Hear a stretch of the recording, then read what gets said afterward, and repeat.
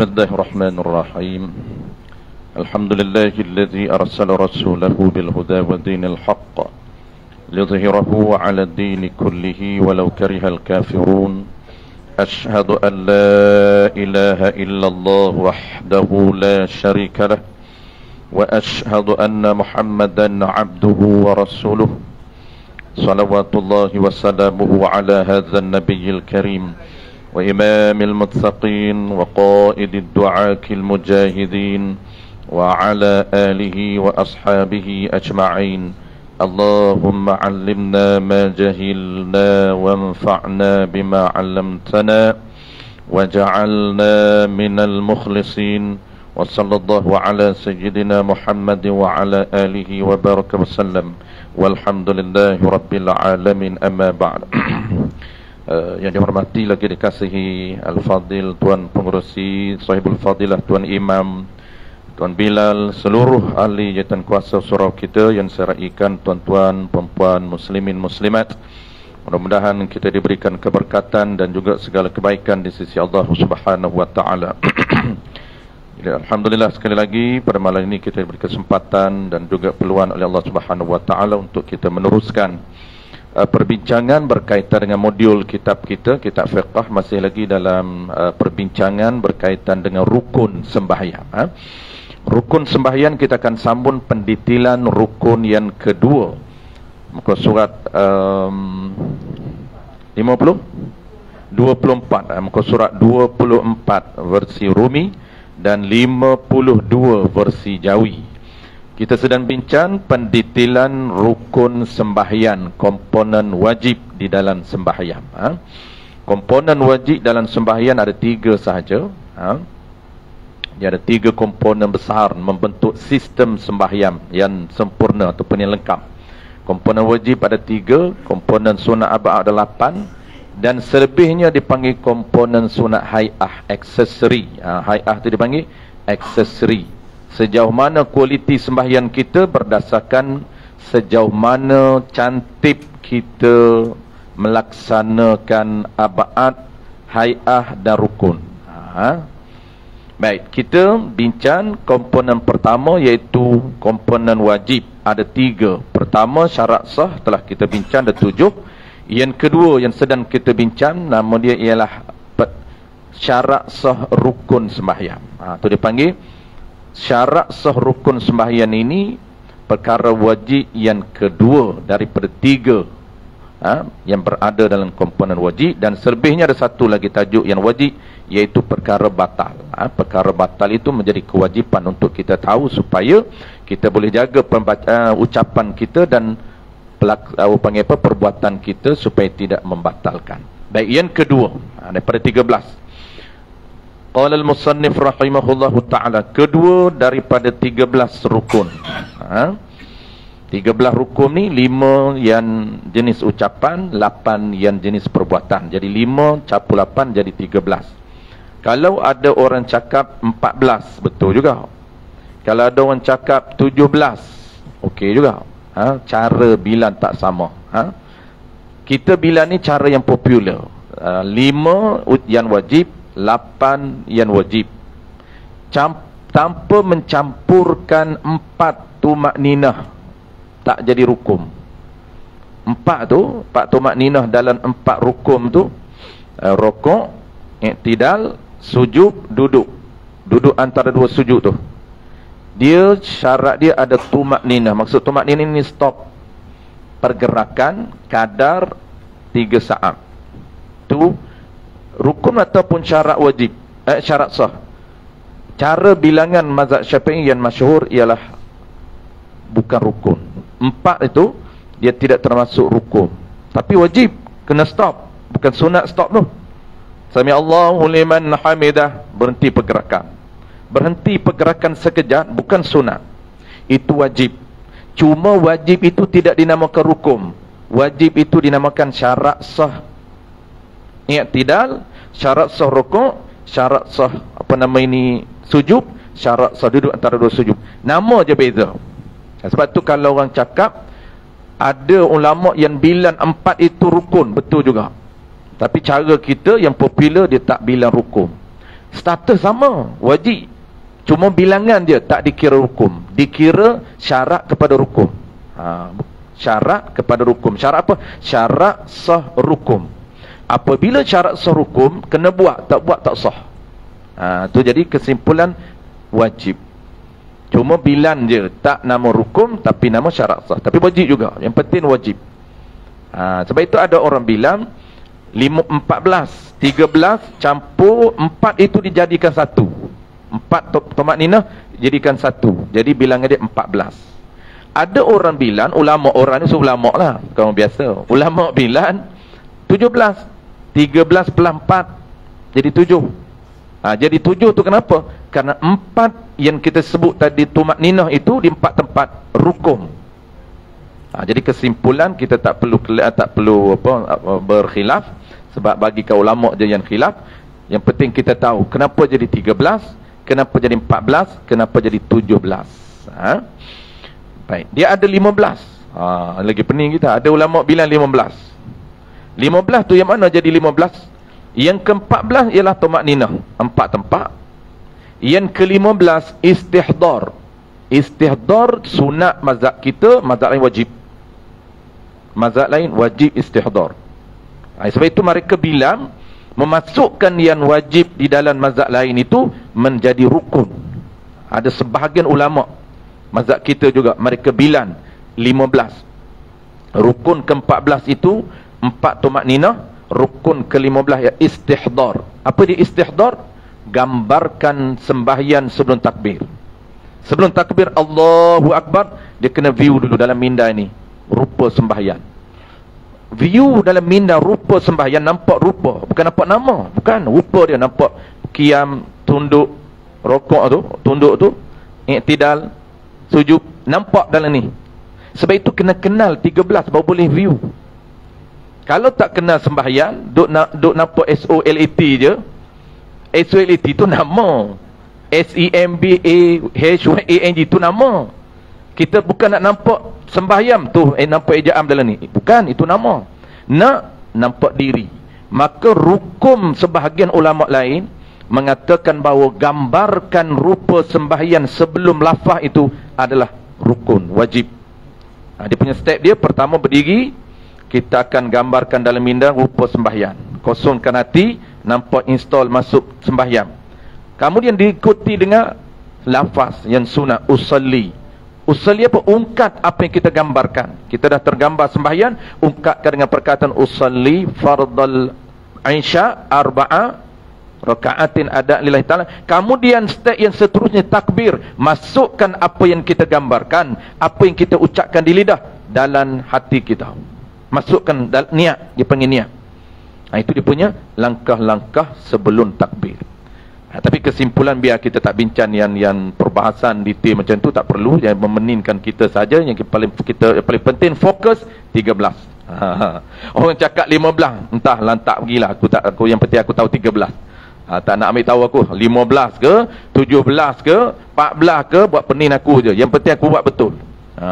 Okey. Yang kedua daripada 13 nama rukun ialah qiyamum. Qiyamum, ini berdiri. Kita akan bincang malam ni bagaimana cara berdiri. Yakni yang kata rukun qiyam itu, yakni berdiri betul bagi mereka yang mampu. Yang boleh berdiri tu yang mampu. Dengan tu cara berdiri. Baik, sebelum kita nak tengok makna berdiri tu, kita nak sebut intro tu dulu, mukaddimah kepada rukun kita ni, rukun qiyam ni. Dalam kitab kita dia berada nombor 2. Tertib dia panggil urutan nombor 2. Urutan sebenar, tertib sebenar dia bukan duduk nombor 2. Kalau sebenar kita nampak macam nombor 1 lah.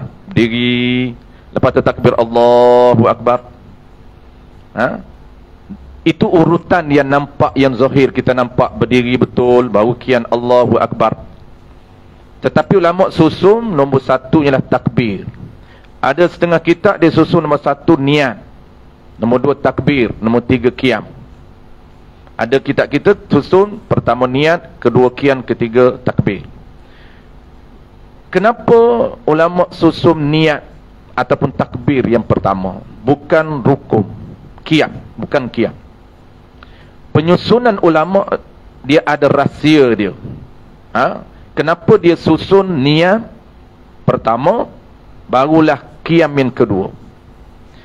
Penyusunan mereka ini, penyusunan para ulama ini berdasarkan kepentingan ataupun keutamaan yang menjadi teras. Disusun niat kenapa? Kerana sepakat semua ulama mengatakan niat ini wajib dan rukun. Wajib dan rukun, tidak ada khilaf. Sebab tu dia letak nombor 1 yang utama, niat. Semua mazhab mengatakan niat wajib dan rukun. Tetapi qiyam dia menjadi khilaf. Mazhab kita, qiyam merupakan rukun bagi sembahyang wajib. Sembahyang sunat tak rukun. Sebab itu orang sembahyang sunat dia boleh duduk walaupun dia mampu berdiri. Dia boleh duduk. Sembahyang sunat qabliyah tak larat nak berdiri, ataupun bukan isu tak larat, larat berdiri, mampu berdiri, tapi saja nak duduk. Tak berapa nak rajin sangat berdiri, duduk. Qabliyah, ba'diyah pun duduk, ataupun witir selepas isyak duduk juga boleh, walaupun mampu. Dia lebih, sembahyang sunat lebih ringan kerana berdiri itu bukan wajib tetapi sunat. Cuma pahala je tak sama. Pahala kalau dia mampu berdiri tetapi duduk sembahyang sunat, pahalanya adalah separuh, kata Nabi. Pahala separuh. Tapi kalau dia tak mampu berdiri, terpaksa duduk, full, pahala dia sama. Yang kita cerita pahala separuh tu ialah mampu tapi duduk. Dia mampu berdiri tapi duduk, pahalanya adalah separuh. Tapi ingat, ini sembahyang sunat. Jangan silap. Jangan buat sembahyang wajib pun mudah-mudah dia duduk. Kita nak bincang malam ni sembahyang wajib mengikut tahap. Kita akan bincang 4 tahap sembahyang wajib yang tidak boleh dilangkau, tak boleh skip. Tahap pertama tak boleh turun tahap kedua, tak boleh turun tahap ketiga. Wajib dia mengikut urutan. Tak mampu baru boleh turun kedua, tak mampu dua boleh turun yang ketiga. Tak boleh dia skip. Tetapi sembahyang sunat dia boleh skip. Walaupun dia mampu berdiri, dia mampu duduk, tiba-tiba terus sembahyang sunat mengiring, boleh. Sembahyang sunat mengiring, sedangkan dia mampu berdiri, dia mampu duduk, 2 tahap dia skip, terus dia ambil tahap ketiga mengiring. Duduk atas katil, masuk tidur pukul 11, tapi mata dia kerah tak nak lena, duduk pah mata, tak tahu nak buat apa. Lah sembahyang sunat atas katil, Allahu Akbar sambil mengiring, boleh. Tapi ada wudu pula, clear lah yang lain. Wudu ada, tutup aurah. Jangan main ada kelambu, ada kelain selimut je. Saya kena tutup aurah semua cantik lah. Tapi sambil mengiring, Allahu Akbar, mengiring sebelah kanan. Nanti kita cerita macam mana kiblat dia. Baca macam biasa baca isyarat. Dia ada level isyarat. Pertama tahap dia isyarat dengan anggota dada, yang kedua tahap anggota muka, yang ketiga tahap kelopak mata, yang keempat tahap hati. Tahap hati itu sebelum mati. Ke mana pun tahap terakhir isyarat hati. Jadi dia mampu isyarat dengan dada, ataupun tak mampu dengan dada, dengan kepala. Mengiring dengan isyarat dengan kepala. Baca macam biasa. Terkejut, perempuan tak tidur lagi. Haji ni buat apa dia tu? Kacau haji ni. Tu orang cakap jangan mengaji, pelik lah kalau mengaji ke. Ada ke sembahyang sunat sambil tidur? Ada. Mana boleh dia mampu? Boleh. Sebab sembahyang sunat dia tak wajib berdiri. Berdiri itu sunat. Boleh skip. Mampu berdiri boleh skip duduk, mampu duduk boleh skip terus ke mengiring. Ataupun dia nak skip terus terakhir. Ini khilaf. Terakhir terletak macam tu je atas katil. Dia mampu tak mengiring? Mampu. Boleh. Asalkan buat aja. Sebab sembahyang sunat, bukan sembahyang wajib. Okey. Sekejap lagi kita akan bincang yang praktikal. Yang praktikal apa? Tahap itu. Kadang-kadang orang dia tak boleh duduk lagi, tiba-tiba terus duduk. Dan nak duduk pula macam mana isu? Nak duduk terus ataupun duduk atas kursi? Itu kita bincang. Nak duduk terus atau duduk atas kursi? Nak duduk atas kursi pula, nak kursi biasa macam ni ataupun nak buat macam China punya tu. Tu pun jadi satu hal pula. Nak buat macam China tu. Dah betul tak? Bukan Malaysia kan? China kan? Itu marketing punya tu. Kacau semua jemaah pakat nak beli. Laku. Nampak gaya kita kena jual tu.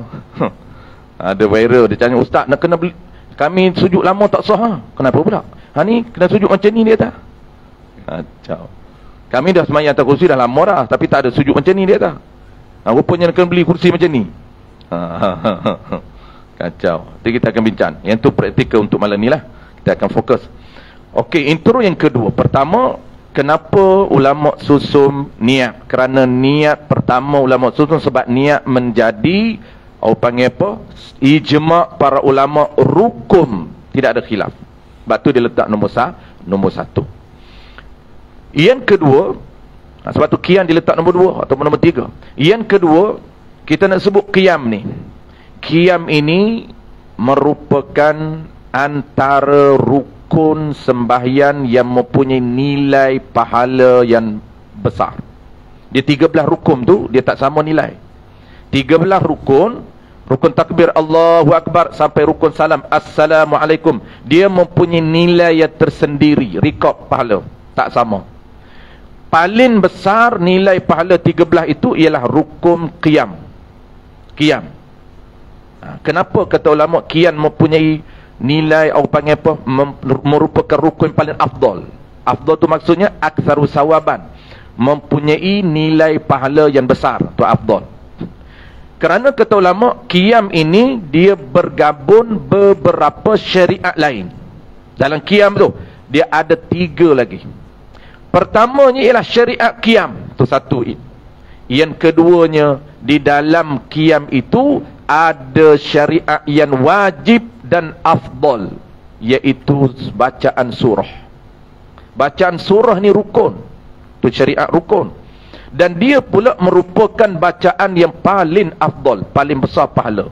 Surah tu, baca Fatihah. Membaca Fatihah di dalam qiyam merupakan rukun dan juga merupakan afdal. Panggil apa? Bacaan afdal. Dia kalau nak ikut bacaan paling besar pahala, Fatihah. Kan kita ada 5 tu. Takbir Allahu Akbar, 1. Yang kedua Fatihah. Yang ketiga tahiyat akhir. Yang keempat selawat selepas tahiyat akhir. Yang kelima salam. 5 tu rukun. Dia tak boleh nak compare dengan sunat, tak boleh nak compare dengan tahiyat awal, tak boleh nak compare dengan Rabbi ghafirli warhamni, tak boleh. Tak boleh nak compare dengan selawat Ibrahimiyah, compare dari sudut nilai, tak boleh. Dia punya jurang sangat jauh. Yang rukun 5 tu, rukun dengan sunat dah jauh jurang dia. Dan rukun itu pula mempunyai nilai pahala yang tak sama. Rukun itu, mana pahala yang besar? Bacaan Fatihah paling besar pahala, dipanggil bacaan yang afdal. Dipanggil paling afdal ialah Fatihah. Sebab itulah rukun qiyam paling afdal. Dan satu lagi, dia ada 3. Dan syariat yang ketiga, di dalam qiyam ada syariat membaca surah. Itu sunat. Walaupun sunat, dia bergabung. Hak wajib surah, hak wajib Fatihah, dan yang sunatnya surah. Dan surah ini, ingat, surah ini merupakan afdal. Afdal apa? Afdal bacaan sunat. Yang tadi afdal bacaan wajib ialah Fatihah. Nak compare 5, Fatihah ranking pertama. Nak compare bacaan sunat, yang mana paling tinggi? Surah. Bukan Rabbi ghafirli, bukan kama sallaita ala Ibrahim. Surah itu yang paling afdal. Maka dia bergabung qiyam. Dalam qiyam itu ada Fatihah, dalam qiyam itu ada surah. Surah itu afdal sunat, Fatihah itu afdal wajib. Tu dia bergabung afdal tu. Bergabung antara 2 nilai yang besar. Nilai sunat yang paling tinggi surah, nilai bacaan wajib yang paling tinggi adalah Fatihah. Itu sekadar motivasi kita. Sebab itu kalau kita sembahyang seorang, maka sunat kita qiyam itu lebih lama. Qiyam itu lebih lama. Jangan imam sembahyang seorang, jangan silap pula. Sembahyang seorang diri, kita sembahyang sunat ke, sembahyang wajib ke, sembahyang seorang diri, sunat kita qiyam itu lama. Jangan pilih yang paling pendek. Sembahyang seorang diri yang paling pendek apa? Inna a'tainakal kawthar. 3 ayat je. Kalau qul huwallahu 4 ayat. Panjang juga 3 kul tu. Paling pendek inna ataina. Anak saya baca, dihantam tak baca kalau. Ramai kan semai sunat hantam je, terjun turun terus. Sami Allahu liman hamidah rabbana walakal hamd. Turun. Waladhdallin amin Allahu akbar. Sami Allahu liman hamidah. Rabbana walakal hamd. Allahu akbar. Sekejap je, tak sampai 2 minit. Allah, dia kata semayam bukan payah pun. Tak sampai 2 minit pun qabliyah ba'diyah. Okeylah daripada dia tak buat qabliyah tu, baik dia buat. Tapi kena improve lah. Dah buat lama dah, jadi tambahlah surah. Kalau kita imam lain, sembahyang seorang diri, apabila kita sembahyang seorang diri, falyutawwil ma syaa, Nabi kata falyutawwil, hendaklah kamu panjangkan sunat, panjangkan rakaat, panjangkan sujud, panjangkan qiyam, ma syaa, kadar yang kamu mampu. Tetapi kalau iman, idza shalla ahadukum bin nasi falyukhaffif fa innahum minad dha'if was-saqim wal kabir. Nabi kata apabila kamu sembahyang bersama jemaah, falyukhaffif, hendaklah kamu ringankan, hendaklah kamu sederhanakan bacaan surah, sederhanakan rakaat, sederhanakan sujud. Sederhana rakaat setakat 3 saja bacaan subhana rabbiyal azim. Sederhana sujud setakat 3 sahaja bacaan subhana rabbiyal a'la wa bihamdi. Surah, pilih surah yang sederhana. Pilih surah yang sederhana. Maghrib dengan isyak, maghrib surah lagi pendek berbanding isyak. Isyak sederhana tapi surah yang lebih panjang daripada maghrib. Ulama kita susun, kalau isyak mula wadduha sampai ke bawah, kalau maghrib mula alhaakumut takatsur sampai ke bawah. Wadduha sampai ke bawah. Tapi kalau wadduha tu okey lagi lah, alam nashrah okey lagi, wattin okey lagi, hantam iqra panjang tu. Panjang, lam yakunil ladzi, kacau, jenuh tunggu. Kena tengok jugalah. Kalau sisi jemaah kita ni tak boleh panjang iqra, jangan baca iqra. Panjang lam yakunil ladzi, jangan baca. Wadduha okey. Walaupun di atas. Wadduha okey lagi, alam nashrah okey lagi, iza zulzilati okey lagi. Sampailah ke bawah wal adiyah. Itu isyak ke bawah. Tapi jangan ikut jemaah juga, jangan ikut komplain jemaah, ikut sistem syarak. Syarak dah susun, ikut jemaah, kaki komplain. Baca 3 kul pun dia kata iman apa 3 kul je. Baca walaili idza yakhsha, ambil. Panjang tu. Panjang iman apa baca sampai walaili idza. Pula panjang sangat pun dia komplain. 3 kul pun dia komplain. Semua tak kena. Lalah cakap, Haji jadi imam lah. Mula dia jadi imam, baca apa? Iqra. Iqra dia nak panjang. Iqra lah tak jumpa cari. Iqra bismi rabbikal ladzi khalaq, khalaqal insana min 'alaq. Apa tak ingat? Iqra bismi rabbika. Kacau tak iman. Kenapa ni? Rupa tak ingat. Iqra bismi rabbikal ladzi. Tak ingat. Panjang iqra. Orang tak biasa jadi iman, ataupun orang dah biasa lupa ni biasa. Orang dah biasa berpuluh kali jadi iman, lupa biasa. Nervous biasa. Macam orang speaker. Speaker ni beratus ribu kali dah dia speaker, jadi speaker. Dan audio dia ribuan orang. Tetap minit pertama, minit kedua, minit ketiga nervous. Itu orang dah beratus ribu kali dah. Contoh 40 tahun jadi speaker, 40 tahun. Tak kisahlah, bukan mengajar 2-30 orang macam ni. Dia top 1000 orang, 2000 orang.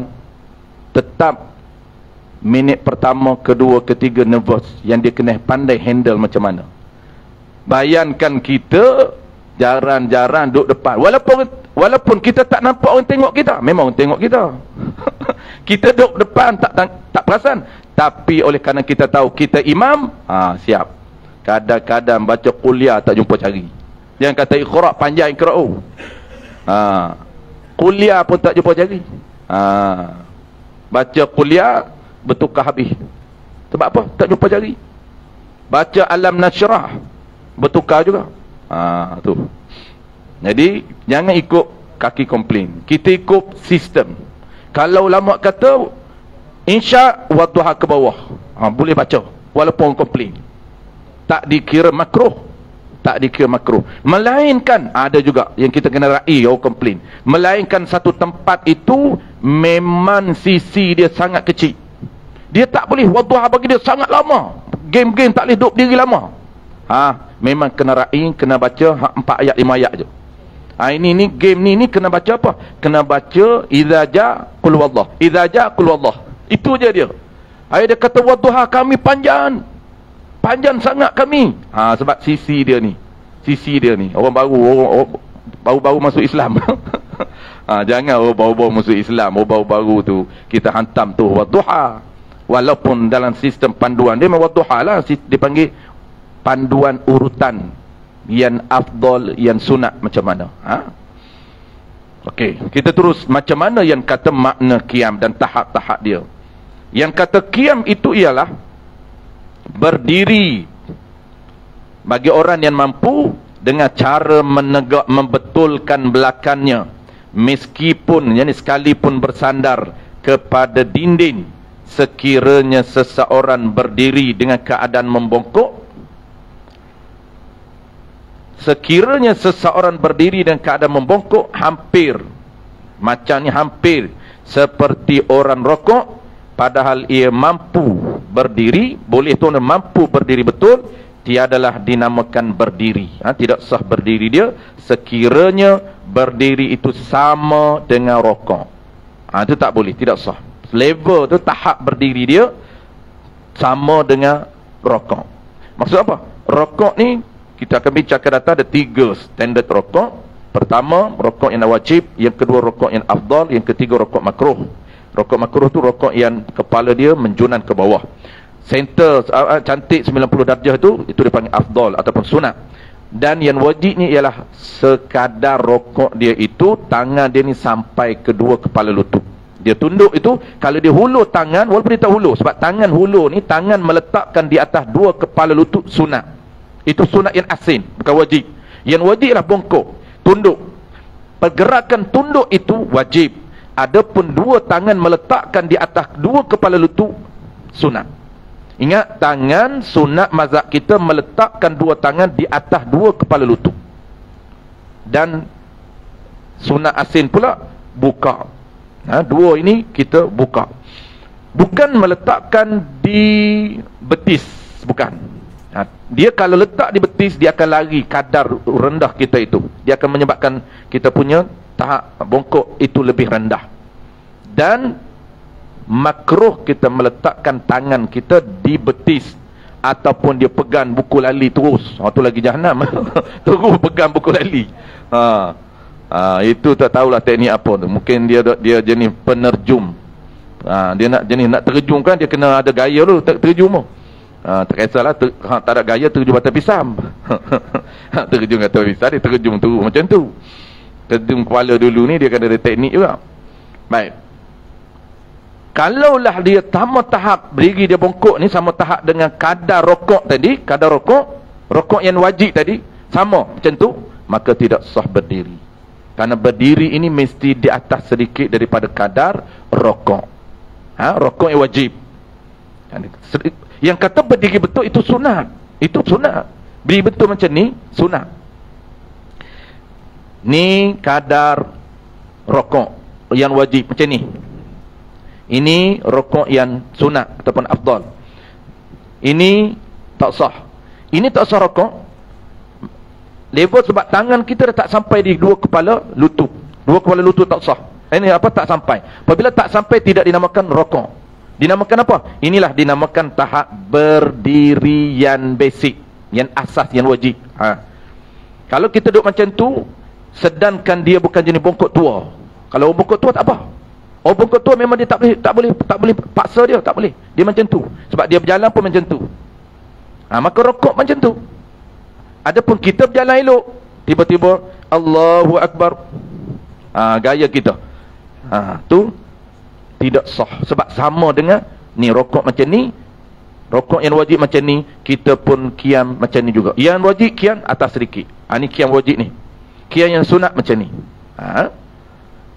walaupun kita sunat tengok muka di bawah, hanya muka je sunat tengok di bawah, bukan bongkokkan badan. Tak, ada setengah orang macam ni, Allahu Akbar, ni dia berdiri betul, muka je tengok, Allahu Akbar, muka tengok bawah, badan tak payah gaya macam tu. Ni gaya macam ni, macam-macam style ni. Orang suruh tunduk muka saja, tapi dia dengan dada-dada tunduk, Allahu Akbar. Ni kan tak lurus ni, dia kena lurus. Lurus, tunduk muka je. Satu teknik itu teknik yang tak betul tu, tak betul teknik dia. Yang kedua, qiyam ni bulan depan kita akan cerita sunat, malam ni tak sempat. Ketika qiyam perkara sunat ketika qiyam, macam mana kita nak letak tangan, dia ada teknik dia. Teknik kita mudah, hantam je kat mana. Ada pegang macam tu, ni pegang macam tu, ada macam ni pegang di siku, okey lagi macam ni. Ni teknik okey lagi ni, teknik luar biasa ni. Allahu Akbar. Ni apa ni? Teknik apa? Meeting. Bos nak meeting bukan macam ni. Dia ada mazhab Syafi'i, ada macam mana teknik yang kita akan demo, kita akan tunjuk. Nak pegang macam mana ni, tak atas ni boleh, macam ni boleh. Ini teknik-teknik yang disebut oleh para ulama' aja. Kalau teknik dia macam tu yang dia punya. Itu sendian berhak, hak cipta terpelihara. Jangan siapa ambil copyright. Tapi copyright pun orang tiru juga. Memang orang tiru, dia nampak gaya, ini style baru, okey ni. Kita nampak boleh follow. Follow je. Game follower bukan boleh pakai sangat. Saya nak cerita tadi yang teknik silat kan. Yang sunat macam ni, kemudian sunat condong ke kiri. Condong ke kiri sedikit, dia ada teknik dia, saya akan tunjuk macam mana nak condong tu. Dia ada dua cara nak condong. Tetapi dia silap, dia jenis tiru macam ni. Ni dah lah turun bongkok macam ni, yang kedua pula macam ni. Kita tengok seksa. Dengan bongkok satu hal, ni sengit. Ni semaya apa macam ni. Kita nampak, ni tumpulan tarikat ni. Tarikat apa? Setengah kata, ni bagus ni, gain zuhud apa? Jangan main-main ni, tinggi ni. Main-main apa tu, gain tiru tu. Tu nama dia gain tiru basi. Mazhab mana tak tahu, mazhab dia lah, jangan tanya mazhab lain. Itu kita akan bincang minggu depan, fokus satu tajuk sebelum kita pindah ke rukun lain. Sunat, perkara sunat ketika qiyam. Dalam kitab kita tak sebut perkara sunat ketika qiyam. Baik, settle. Seterusnya, dan tidak sah sembahyangnya, tiadalah dinamakan berdiri, dan tiada sah sembahyangnya. Sebaliknya, jika ia memang bongkok dengan sebab tua atau sebagainya, tak apa, bongkok dengan sebab tua atau sebab sakit, sebagainya tu sakit, wajiblah ia berdiri seperti itu, dan ketika rokok tambah bongkok lagi. Kalau dia mampulah nak rokok itu, bagi lebih sikit rokok dia, sebab dia berdiri macam rokok, maka nak rokok kena lebih sedikit kalau mampu. Tapi kalau tak mampu, berdiri pun sama, rokok pun sama, sebab dia nak lebih tak boleh. Kalau paksa juga sakit, itu sama je level dia, sebab dia tak mampu nak rokok lebih sedikit daripada qiyam. Itu untuk orang yang sakit tak apa, ataupun dia bongkok tua. Okey, yang terakhir ni kita nak tengok tahap. Yang terakhir ni tengok tahap. Mungkin malam ni tak sempat saya nak sebut isu atas kerusi tu. Kita tengok tahap biasa dulu. Qala al-musannif rahimahullahu ta'ala, sekiranya ia orang sembahyang itu lemah, yakni tidak mampu daripada berdiri. Tak mampu berdiri, ini ada 4 tahap. Tak mampu berdiri, hendaklah ia sembahyang duduk. Tak mampu berdiri, hendaklah ia sembahyang duduk sebagaimana cara yang boleh. Ini sebagaimana cara yang ia mampu. Duduk tu, duduk secara iftirash lebih baik daripada duduk secara tawarruk. Baik, tahap pertama wajib berdiri. Kalau tak mampu berdiri, dibenarkan duduk. Nak pilih duduk macam mana? Nak pilih duduk yang terbaiknya, yang sunnahnya ialah duduk bawah. Duduk atas kursi boleh, tapi sunnah baiknya kalau mampu duduk di bawah. Tak mampu, kita bincang lah yang akan datang. Duduk atas kerusi. Malam ni tak sempat untuk duduk atas kerusi. Kita cerita tahap umum dulu. Kita habiskan tahap umum. Bulan depan kita akan tambah macam mana ada 4 isu sembahyang boleh duduk di atas kursi. Tapi cara dia penting, cara. Nak duduk atas kursi, cara dia macam mana. Okey. Kalau mampu, kita ulang sekali lagi, kalau mampu wajib berdiri. Tak mampu boleh duduk. Dan duduk pula terbaik macam mana? Yang sunnahnya lah duduk di bawah.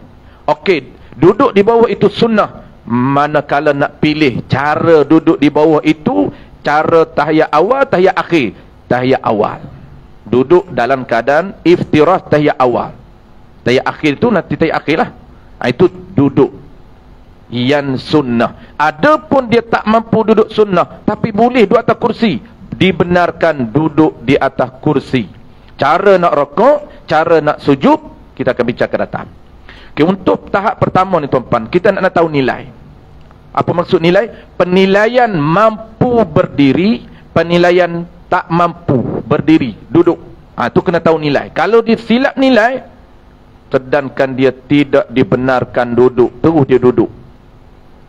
Mampu berdiri, tiba-tiba dia terus duduk, tidak sah sembahyang dia, sebab duduk apapun berdiri itu wajib.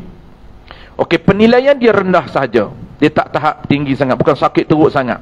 Untuk membenarkan dia duduk, boleh duduk, penilaian sakit dia ini dikira sakit yang boleh mengganggu ataupun menghilangkan fokus sembahyang dia. Contohlah dia duduk baca Fatihah ni, kalau dia duduk tahan sakit juga, sakit pinggang dia ni, menyebabkan dia hilang fokus membaca tahiyat, hilang fokus sembahyang. Bahasa kita dipanggil hilang khusyuk. Hilang khusyuk tu mana? Hilang fokus kepada solat, hilang fokus kepada bacaan dalam solat. Boleh duduk, dibenarkan duduk. Okey, bahayanya kena ingat, ketika mana dia duduk, dia kena nilai. Kalau mampu, wajib segera berdiri. Sakit dia dah hilang, wajib segera berdiri. Ini isu akan datang kita bincang. Isu pertama, orang sembahyang sakit ni, pertama orang yang orang yang mampu berdiri sekejap dan tak mampu. Dia sekejap dia mampu berdiri, sekejap dia duduk, sekejap dia hilang, bangun balik. Tu dipanggil situasi pertama. Situasi pertama, dia mampu berdiri sekejap, kemudian dia dah tak boleh tahan, dia kena duduk, kemudian duduk rakaat seterusnya dia dah hilang, wajib segera bangun. Wajib segera, jangan dia terus borong, alan-alan duduk sampai salam, tak boleh. Dia tak boleh borong terus, dia kena nilai. Okey, contoh, saya bagi contoh. Berdiri ni untuk takbir mampu. Dia mampu takbir berdiri. Sakit dia ya, tetapi sekadar 2-3 saat ini Allahu Akbar. Mampu tak dia berdiri? Mampu sekadar 3-4 saat. Allahu Akbar, Bismillahirrahmanirrahim. Dia rasa dah lain, sakit pinggang dah, ataupun betih ke apa ni, pinggang ke bawah ni, tangkap habis. Ketika tu boleh duduk? Ya, dibenarkan. Tu duduk. Duduk di bawah atas kursi. Okay, contoh praktikal hari ni duduk atas kursi lah. Tu duduk atas kursi. Sambung apa? Contoh tadi dia baca Fatihah. Kalau dia sedang membaca Fatihah, dia boleh duduk sambil membaca Fatihah. Dan ketika dia duduk, dia teruskan membaca Fatihah. Sebab Fatihah ini dia ada peraturan mualaf. Dia kena duduk baca Fatihah. Baca Fatihah, habis Fatihah, surah pun habis, rokok macam biasa, iktidal macam biasa, sujud kadar dia mampu. Naik rakaat kedua, kuat. Contoh, rakaat kedua, Bismillahirrahmanirrahim, Alhamdulillahirrabbilalamin. Kuat. Ketika dia rasa dia dah sakit, dia boleh tahan, wajib segera bangun. Jangan teruskan dalam keadaan duduk, tidak sah sembahyang dia. Tu dia sentiasa kena nilai. Sebab dia ni bukan jenis orang sakit yang situasi yang kedua kita akan bincangkan datang. Situasi kedua, memang dia tak mampu berdiri langsung, ataupun mampu berdiri tak mampu duduk. Tu lain. Ini dia dah memang kena gitu duduk, ataupun dia hanya mampu berdiri sekejap je, kemudian dia duduk, rakaat kedua pun duduk, rakaat ketiga pun duduk, sebab tak mampu bangun. Sebab apa? Sakit. Tapi kalau dia mampu, wajib bangun. Segera bangun, walaupun ketika sedang dia membaca Fatihah. bangun sedang dia baca Fatihah, Ar-Rahmanur Rahim, terasa okey, bangun, sambung Maliki Yaumiddin. Cuma sunat mula bismillah balik. Sebab apa? Level tak sama. Tadi baca Fatihah level bawah, sekarang ni baca Fatihah level atas. Duduk dengan berdiri, dua tahap yang berbeza. Maka tahap bawah itu lebih rendah daripada tahap atas. Tahap atas apa? Tahap berdiri. Kita baca tadi tahap rendah, kita bangun Fatihah, sambung di tahap yang lebih tinggi, maka mazhab Syafi'i mengatakan sunat menyambung Fatihah balik. Tak wajib. Sunat bismillah awal balik supaya satu level. Kalau sedang baca Fatihah, kalau baca surah tak ada masalah apa. Itu penting tu. Itu tahap pertama. Okey, yang kedua, tahap kedua, sekiranya ia lemah juga daripada duduk. Pertama berdiri, yang kedua duduk. Okey, duduk pun tak mampu. Tahap yang seterusnya, daripada duduk hendaklah ia sembahyang berbaring, yakni mengiring. Hendaklah sembahyang mengiring. Kalau tak mampu duduk, kena mengiring. Mengiring ini nak mengiring di atas lambung kiri ataupun lambung kanan. Boleh kiri boleh, kanan boleh, tetapi sunat di atas lambung kanan. Ni atas rusuk kanan. Kalau saya ni rusuk kanan, ni kaki saya akan menhala ke sana. Sebab barak belah saya sana. Kalau tuan-puan barak belah ni lah. Kalau barak belah ni, kaki kena sana. Kaki ke sana, rusuk ke sini, mengiring. Wajib hadap kiblat, dada. Dada mesti menghadap kiblat, menghadap arah barat. Dada kita tu sebab tu jangan jatuh. Dia kena jaga betul supaya jangan tergolek. Jangan tergolek balik. Dia kena dada ni mula daripada salam, dada kita mesti menghadap sana. Jangan tergolek balik. Golek balik tak sah. Itu kena nilai tu, mampu. Okey, mampu tak dia daripada duduk dia tak mampu, sekarang mampu tak mengiring? Mampu. Dia mampu mengiring. Mampu mengiring. Cara mengiring mudah. Pertama, cara wajib ialah hadap kiblat. Yang kedua, pergerakan dia bacaan sama. Pergerakan dia menggunakan isyarat. Pergerakan menggunakan isyarat. Isyarat pertama, rokok, sujud, dada. Kalau mampu, kalau dia boleh rendahkan dada macam tu. Kalau boleh, dada. Dia kena ikut tertib, dada. Kalau tak mampu dada, terus kepada kepala. Rokok, okey. Sujud lebih rendah. Rokok, Allahu Akbar. Subhana rabbiyal azim wa bihamdi, subhana rabbiyal azim wa bihamdi, subhana rabbiyal azim wa bihamdi. Sami Allahu liman hamidah. Sujud lebih rendah lagi. Allahu Akbar. Subhana rabbiyal a'la wa bihamdi. Kalau mampu, kena beza. Kalau tak mampu, sama, tak apa. Kita tengok sama je haji ni, rokok pun sama, sujud pun sama. Hak mana beza ni? Dia tak boleh beza, sah. Tapi kalau mampu beza, kena beza. Tu. Ini dipanggil apa ni? Ini dipanggil tata cara sembahyang orang sakit. Kena tahu future kita. Memanglah kita kata aku tak sakit. Itu kita. Kalau Allah uji, kacau. Jawab dia hantam je dah.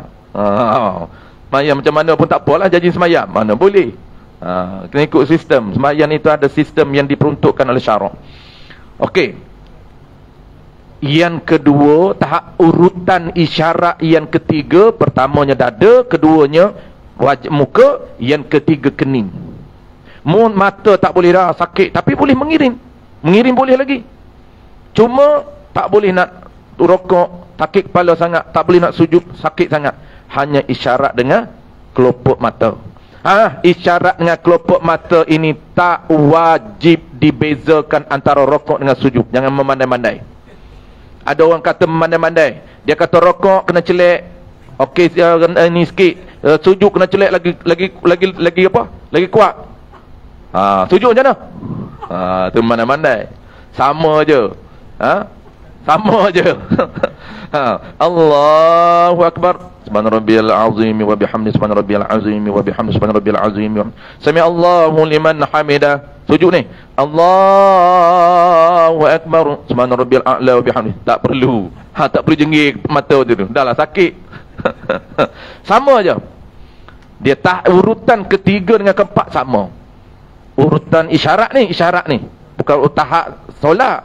Tahap solat tu memanglah kita dah maklum dah. Ini isyarat pergerakan mengikut urutan. Dada dulu, kemudian kepala, kemudian kening, kemudian hati. Kening dengan hati tu sama, tak boleh beza. Tak boleh beza. Hati apa? Hati ni macam mana hati? Main hati. Gambarkan takbir. Duk macam ni lah. Apa wuduk kena ada? Kalau orang yang boleh ambil wuduk, kena ambil wuduk kan. Kita tak boleh cakap apa dah. Allahu Akbar. Kalau lah boleh bergerak, cuma kalau mulut boleh bercakap, cuma anggota tak boleh bergerak, duk macam tu. Ni tak boleh bergerak semua ni. Kening pun tak boleh angkat. Lumpuh contoh je lah. Tak boleh angkat. Wajib solat. Hati je. Dia ingat di hati. Mula-mula takbir. Allahu Akbar. Hati dia gambarkan takbir. Hati dia, ini punya hadisun nafsi. Mulut tak boleh bercakap. Hati baca. Bismillahirrahmanirrahim. Habis hati. Itu dipanggil sembahyang dengan hati. Wajib sembahyang dengan hati. Okey, last sekali tahap yang terakhir. Kalaulah tak mampu mengiring, macam mana nak nilai tak mampu mengiring? Ni dia duduk macam ni. Tak mampu. Dikira kalau dia cuba tahan juga sakit. Tak perlu tergolek. Tak golek tu dah kritikal dah. Dia duduk sendiri, kemudian dia jatuh sendiri. Kena tahan bantal. Tak tahan bantal tergolek. Itu dah tahap lebih dah. Kalaulah dia rasa dia boleh tahan ni, cuma sakit, dah boleh terus terletam. Dia boleh duduk macam tu dah. Maka tahap terakhir terletam ini, macam mana kaifiah dia, cara dia? Dia ada beberapa cara wajib. Yang pertama, wajib kaki menhala ke arah kiblat. Kaki kita menhala ke arah kiblat. Itu wajib tu. Yang kedua, yang ni kalau mampu. Yang kedua, tinggikan dada. Tinggikan dada, letak bantal supaya dada lebih tinggi. Yang ketiga, kepala. Kalau mampu, tinggikan daripada dada. Maksudnya kita letak cushion belakang, kepala dia tinggi, dada dia lebih rendah. Kaki menghadap ke arah kiblat. Kaki menghadap ke arah kiblat. Yang tu tak apa. Dia ada komplain pula. Apa kaki arah kiblat? Memang wajib arah ke arah kiblat. Komplain tak kena gaya. Yang dia duduk mendengar kuliah tu hala ke arah kiblat, senyap cakap apa? Yang tu tak boleh. Yang tu kalau duduk bersila, kaki tak boleh hala ke arah kiblat. Kalau duduk bersila. Tetapi kalau tidur, memang sunnah. Ini bukan wajib ni. Kalau tidur, sunnah disebut oleh Imam Ghazali di dalam kitab Sayrus Salikin oleh Syekh Samad Al-Fanlimbani. Kalau tidur sunnah dalam mazhab kita, bukan mazhab Hanafi lain. Mazhab kita tidur sunnah kalau terlentam, kaki hadap ke arah kiblat. Seperti apa? Seperti sembahyang orang terletak. Dia sama je. Sembahyang orang terletak dengan tidur orang terletak sama. Ikut cara sembahyang. Kalau tidur mengiring, sama dengan sembahyang cara mengiring, sama dengan tidur cara mengiring, sama dengan jenazah mayat dalam kubur cara mengiring. Tiga sama. Tidur mengiring, kaki arah ke sana. Yang kedua, solat sama, kaki arah sana. Yang ketiga, mayat dalam kubur sama. Tiga tempat tu sama. Tu. Yang kata tak boleh makruh ni bukan ketika terlentan. Ketika kita duduk, ketika kita duduk, jangan hulu ke arah kiblat. Itu makruh. Nak hulu ke arah lain tak apa. Jangan hulu ke arah kiblat, tak boleh. Makruh. Habis. Itu tahap yang terakhir. Kemudian kesimpulan dia. Dia kata, dan jika lemah daripada berbaring, hendaklah ia sembahyang terlentam. Ditinggikan, ini cara wajib dia. Ditinggikan kepala daripada badan dengan diletakkan bantal supaya ada menghadap kiblat.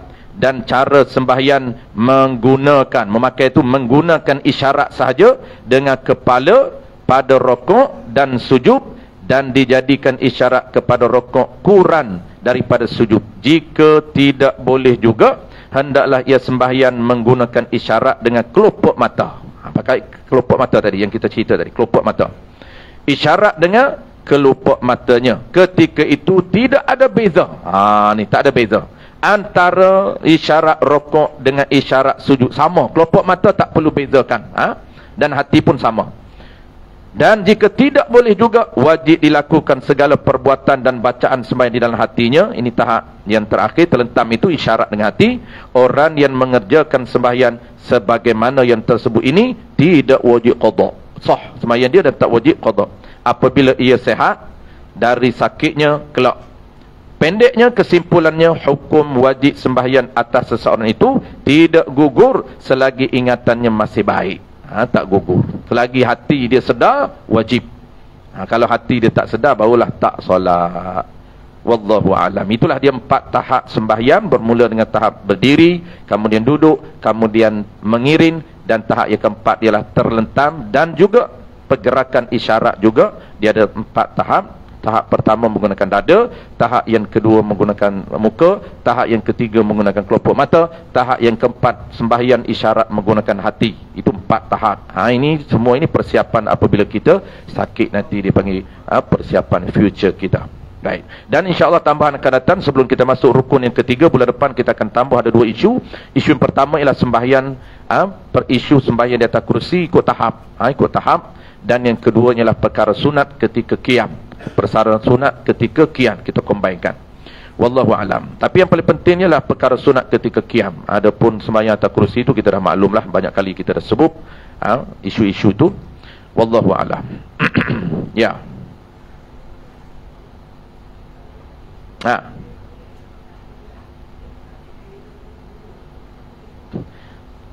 Tayat akhir.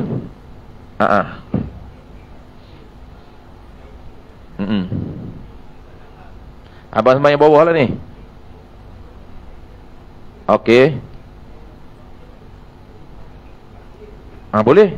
Tak apa. Sebab duduk. Okey, duduk dia ada beberapa tahap duduk.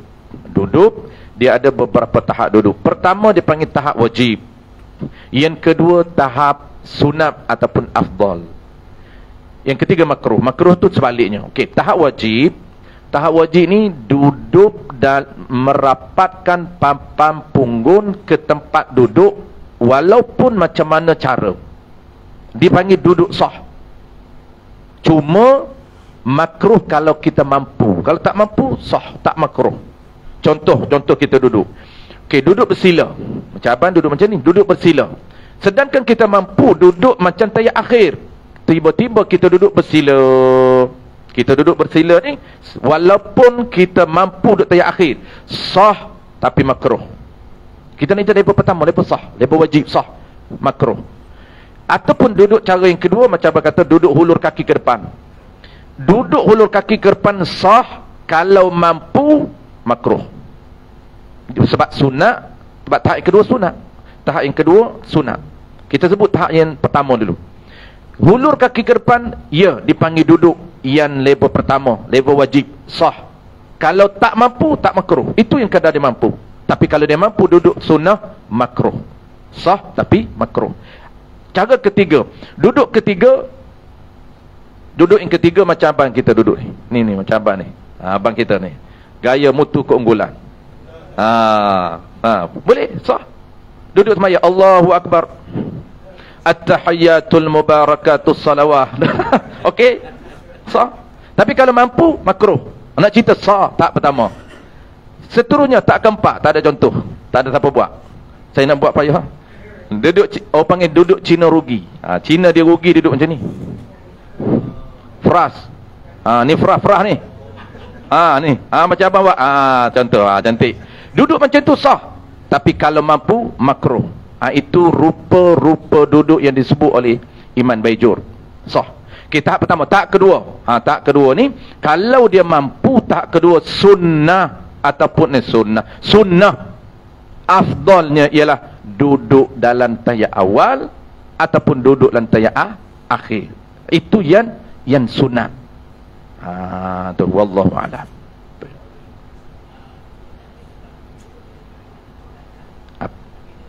Ya.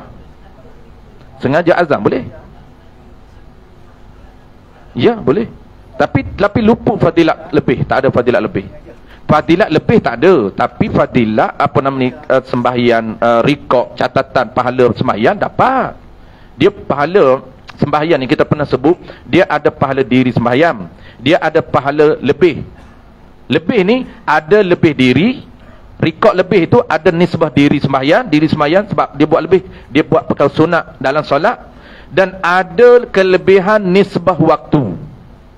Tu kelebihan waktu bagi orang yang sembahyang lewat waktu, dia azam, tak ada kelebihan waktu di awal waktu, dan tak haram sebab dia dah azam. Sebab itu Imam Bejur kata fayajibu alaina bidukhulil waqti ahadi amraini immal fi'lu awil azmu. Immal fi'lu awil azmu. Wajib ke atas orang Islam apabila masuk waktu. Wajib apa? Melakukan salah satu daripada dua, bukan dua-dua. Salah satu daripada dua. Sama ada dia kata immal fi'lu, sembahyang segera, ni lagi afdal. Tu sembahyang segera, dia dapat dua pahala, pahala diri sembahyang dan kelebihan diri sembahyang. Yang kedua, kelebihan di awal waktu. Tu kelebihan asing tu. Ataupun Iman Bejur kata awil azmu, nak sembahyang lewat, nak sembahyang lewat, azam. Walaupun dia sengaja, aku nak sembahyang pukul 3 Zuhur, sengaja nak solat pukul 3, tak haram, tak berdosa, sebab dia dah azam, aku akan sembahyang dalam waktu. Cuma fadilat tak ada. Fadilat apa? Tak ada, bukan fadilat sembahyang tu. Fadilat sembahyang di awal waktu tak ada. Itu je, tu yang panggil makruh tu. Makruh sembahyang lewat, haram tak? Tak haram. Makruh sembahyang lewat, kenapa? Tak ada sembahyang di awal, pahala lebih di awal waktu. Ada pun pahala diri solat wajib dapat, pahala lebih kelebihan dia buat dalam solat dapat. Wallahu a'lam. InsyaAllah kalau ada soalan lagi kita tangguh bulan depan. Macam biasalah, 2-3 soalan je. Nanti tuan-puan jenuh tunggu sampai pukul 9. Dia soalan ni selalu kita sebut macam garam. Tak ada langsung pun tak sedap, terlebih pun tak sedap. Tak ada langsung dia tak syok, main satu hala syok sendiri, SS ustaz dia syarah-syarah balik. Kalau terlebih tak boleh juga. Garang ni masim. Terlebih soalan siapa duk layan sampai pukul 9.30, tu dia jenuh. Bismillahirrahmanirrahim. Alhamdulillahirabbil alamin. Wassalatu wassalamu ala asyrafil anbiya'i wal mursalin wa ala alihi wa ashabihi ajma'in. Allahumma faqihna fid din wa 'allimna ta'wil waj'alna minal ulama'il 'amilin waj'alna minal mukhlisin. Wa sallallahu ala sayyidina Muhammadin wa ala alihi wa baraka wasallam. Walhamdulillahirabbil alamin.